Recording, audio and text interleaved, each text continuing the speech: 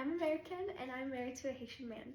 This series is called HLJ, Haitian Love Journey. It is about our experience together as a married couple and dating each other. It's going to be about me dating and married to a Haitian man. I am not promoting anyone go chase someone who's Haitian and date them. I am just sharing my own experience. It's not a generalized experience for everyone, just my own.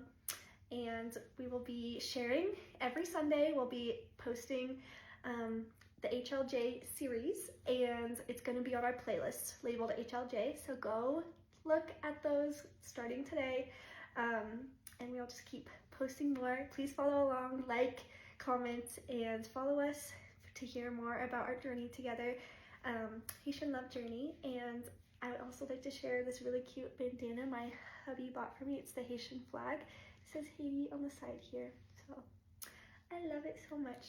It looks amazing. But yeah, love you all and thank you for following us.